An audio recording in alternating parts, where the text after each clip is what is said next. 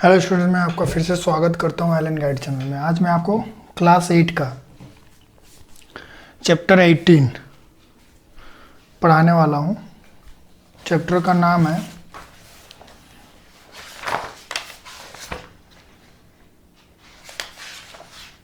Graphs. Graph में पढ़ाने वाला हूं। तो सबसे पहले मैं आपको इसका कुछ बेसिक नॉलेज देने वाला हूं। तो बेसिक नॉलेज में मैं आपको बताता हूं। सबसे पहले अगर आपको ग्राफ बनाने के लिए आपको एक ग्राफ पेपर मिलता है, तो ये एक ग्राफ पेपर का नमूना है आपके पास। ये ग्राफ पेपर है, ठीक है। इसी पे आपको सारे सारे क्वेश्चंस को सॉल्व करना पड़ेगा। तो सबसे पहले मैं आपको बता दूं कि ग्राफ का नॉर्मल बेसिक क्या है। तो ग्राफ्स जो आपके पास ग्राफ मिलेंगे उसमें आपको दो एक्सिस मिलेंगे, ठीक है। ये है आपका एक्स एक्सिस और ये वाई एक्सिस। ये एक्स डैश और ये वाई डैश, ठीक है। ये एरो का मतलब ये होता है कि ये कितना भी लंबा हो सकता है, इसका कोई सटीक दूरी तय नहीं है। और ये हो गया अपना जो ये दोनों रेखाएं जहाँ काटती है वो ओरिजिन हो गया, ठीक है। जिसको दोनों रेखाएं यहाँ पे बीच में काटती हैं। अब यहाँ पे जो इस एरिया में प्लस प्लस होता है, प्लस प्लस है, ठीक है। ये आपका x का यहाँ वैल्यू जो है प्लस है, यहाँ y का वैल्यू प्लस है, इसलिए प्लस प्लस है। ये y का डैश मतलब y का माइनस में है, ये x माइनस में है। आपको समझने के लिए बता रहा हूँ मैं। तो यहाँ पे अब देखिए x क्या है, यहाँ पे हमारा प्लस है, y क्या है माइनस है, ठीक है। अब यहाँ पे आ जाइए, x क्या है माइनस और y माइनस है। यहाँ पे क्या है, x माइनस है और y प्लस में है, ठीक है। यानी कि कोई भी प्लस प्लस का वैल्यू x और y के इस घर में होगा, कोई भी y और प्लस और माइनस का वैल्यू इस घर में होगा, माइनस माइनस वाला इस घर में होगा और माइनस प्लस वाला इस घर में होगा। ये कभी भी मूवमेंट होता है तो ये एंटी क्लॉकवाइज होता है। एंटी क्लॉकवाइज मतलब घड़ी के उल्टा दिशा में। घड़ी हमारा कैसे चलता है, ऐसे ऐसे चलता है, तो ये ऐसे मूवमेंट होता है हमारा, ठीक है। तो यहाँ तक आपका क्लियर हो गया। बाकी आपको मैं बता दूं कि आपको ग्राफ पेपर में किस टाइप का मिलता है। यहाँ पे हमारा एक एक लाइन कटा हुआ है, 1 2 3 4 बहुत सारे लाइन आपको मिलेंगे। ये जो भी लाइंस हैं वो क्या है मैं बताता हूँ आपको। इस तरह के आपको बहुत सारे लाइन मिलेंगे। ये जो आपका एक हो गया, ये 2 हो गया, ये 3 4 5 6 7 8 ऐसे ही बढ़ते जाएगा ये। उसी तरह से इधर में आपको ये माइनस में आएगा, -1 -2 -3 -4। इसी तरह से ये इधर को बढ़ते जाता है, ठीक है। अब मैं आपको बताऊं कि अब सवाल को किस तरह से सॉल्व किया जाता है। बेसिक नॉलेज था हमारा यहाँ पे। हमारा और भी अगर इसको डिटेल में अगर आपको चाहिए तो मैं इसको और डिटेल में समझा दूंगा आपको। ये सिर्फ मैं आपको नॉर्मली सिखाने के लिए बोला हूँ। ये किताबी लैंग्वेज से मैंने आपको इसमें से कुछ भी नहीं बताया है जो कि आपको दिमाग में बैठाने की ज़रूरत हो। बस आपको ये सवाल कैसे सॉल्व किया जाएगा मैं इसीलिए इस टाइप से शॉर्ट में बताया हूँ। अगर आपको इसको डिटेल में ही चाहिए होगी तो आप मुझे बताएंगे तो मैं आपको डिटेल में एकदम इसको और एक्सप्लेन करके बता दूंगा, ठीक है। तो ये आपका हो गया। अब हमें सॉल्व करना होगा सवाल। सम्स पे आते हैं जो बुक में दिया हुआ है। बुक में सम्स दिया है, पहला नंबर क्वेश्चन है।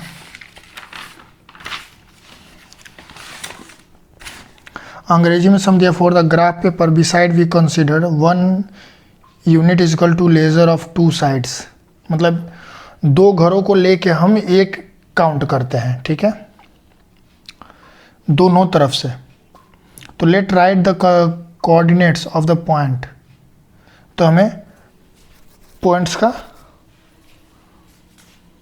पता करना है कि वो ए किस पोजीशन में है, बी किस पोजीशन में है, सी किस पोजीशन में, ये हमें पता करने के लिए बोला है। तो यहाँ पे हम क्या करेंगे, सबसे पहले हम देखते हैं क्या, देखिए सम्स में आइए आप।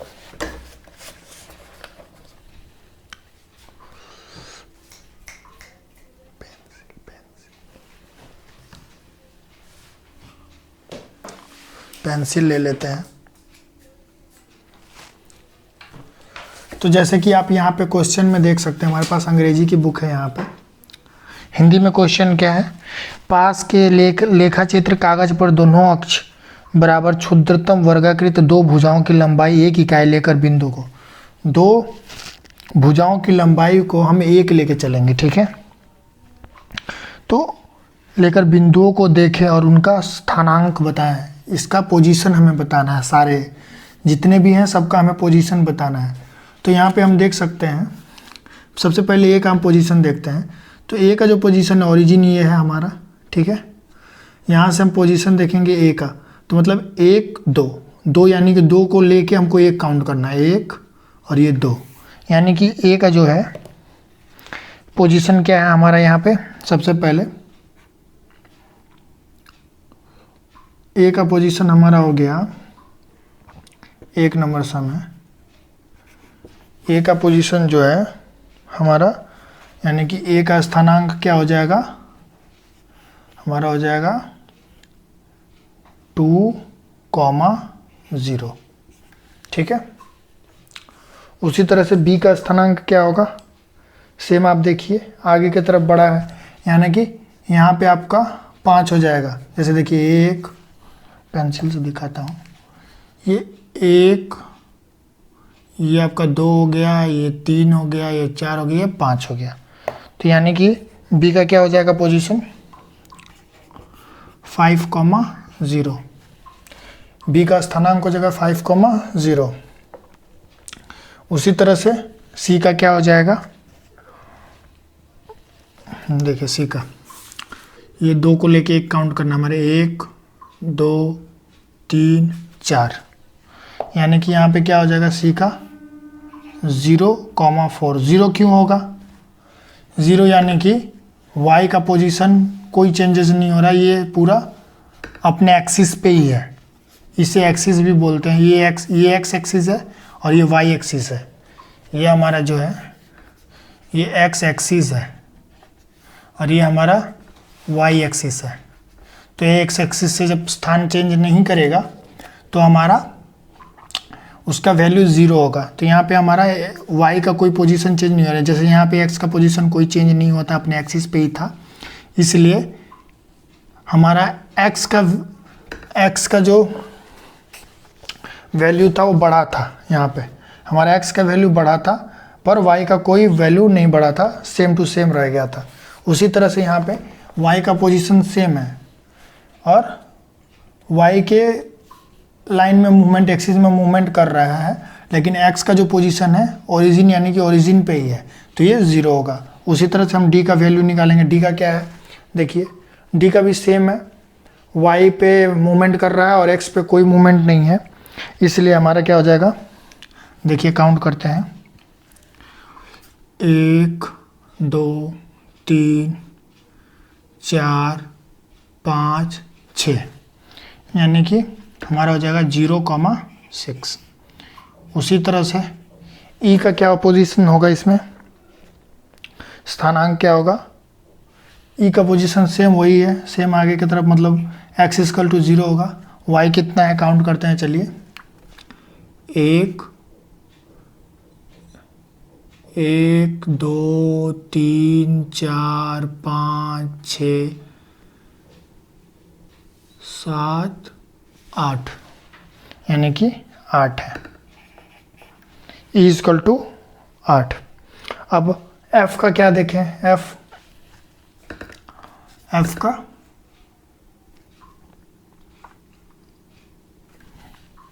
का काउंट करते हैं। x कितना है f का, देखिए f का x कितना है, यहाँ से काउंट करते हैं, चलिए x इधर को जाता है तो यहाँ पे 1 2 3 4।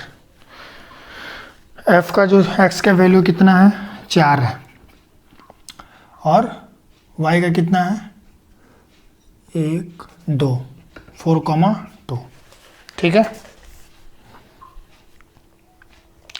अब g को देखते हैं, g का क्या है, g का वैल्यू देखते हैं। g का वैल्यू क्या है हमारा, देखिए x एक्सिस ये है, y ये है, तो x की तरफ कितना है मैं काउंट करता हूँ। चलिए ये g का लाइन है 1 2 3 4 5 6 7। x is equal to 7, y is equal to कितना है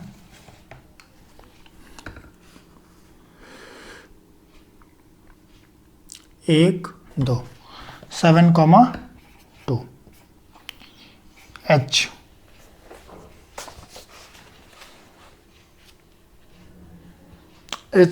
कितना है, सेम उसी तरह से हमको इसको भी सॉल्व करना है। h कितना दिया हुआ है इसमें,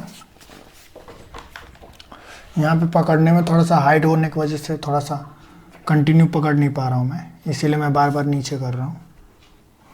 h का कितना दिया है, h का इधर लिख देते हैं। आइए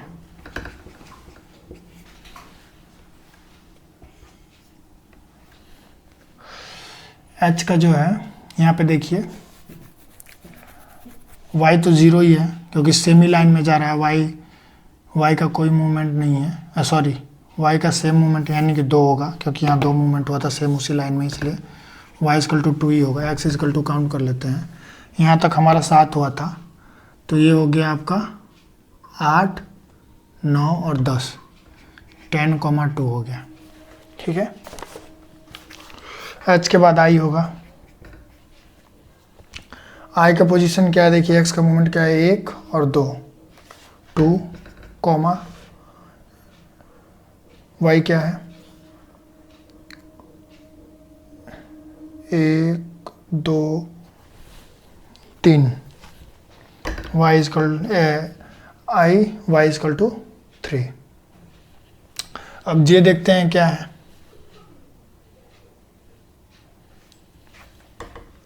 j देखिए x एक्सिस इस साइड है तो 1 2 3, x is equal to 3, y is equal to कितना है j का, तो 1 2 3 और 4 3,4। उसी तरह से k का क्या होगा, k का देखिए x की तरफ मूवमेंट किया हुआ है तो यहाँ पे 1 2 3 4, y कितना है 1 2 3 4 5 5। आई होप आपको क्लियर हो गया होगा। सेम उसी तरह से ये सब जितने भी क्वेश्चन हैं 1 से लेके ये आपके 5 तक जो क्वेश्चन हैं सारे के सारे इसी तरह से सेम एक्सिस में है या नहीं, या फिर इसी तरह के क्वेश्चंस हैं, इसलिए आप बाकी का आप सॉल्व करने का प्रयास करिएगा। अगर आपसे सॉल्व नहीं हो पाएगा तो आप मुझे कमेंट करना, मैं फिर उसको अच्छे से बताऊंगा।